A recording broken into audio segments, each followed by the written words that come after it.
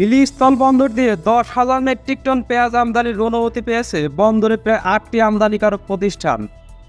ভারত সরকার পেঁয়াজ আমদানি নিষেধাজ্ঞা তুলে নেওয়ায় রবিবার কৃষি মন্ত্রণালয়ের খামারবাড়িতে ইনপুট পারমিটের জন্য আবেদন করার পর তাদের এই অনুমতি দেওয়া হয়।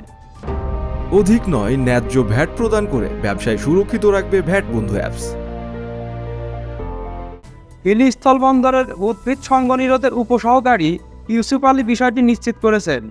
তিনি বলেন, শনিবার থেকে হিলি স্থলবন্দরের আমদানিকারকরা অনেকেই খামারবাড়িতে পেঁয়াজ আমদানির অনুমতিপত্রের জন্য আবেদন করেছেন।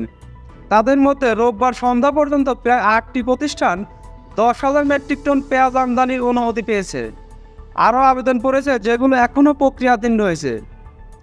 হিলি স্থলবন্দরের আমদানিকারক শাহিনুর জানান, ভারত সরকার নিষেধাজ্ঞা তুলে নেওয়ার পর আমরা হিলি স্থলবন্দরের আমদানিকারকরা পেঁয়াজ আমদানির জন্য প্রস্তুতি নিতে শুরু করেছি। ইতিমধ্যে এলসি খোলার জন্য ব্যাংকগুলোতে যোগাযোগ শুরু করেছি। 2-1 দিনের মধ্যে পেঁয়াজ বাংলাদেশে ঢুকবে। তিনি বলেন, দ্বিপাক্ষিক আলোচনার মাধ্যমে ভারতের রপ্তানি মূল্য ও বাংলাদেশের পেঁয়াজের উপর আরোপিত শুল্ক কমানো গেলে পেঁয়াজ আমদানি করে বাজার স্বাভাবিক রাখা সম্ভব। 550 মার্কিন ডলারে পেঁয়াজ আমদানি করলে প্রতি কেজি পেঁয়াজের আমদানি খরচ পড়বে প্রায় 70 থেকে 75 টাকা।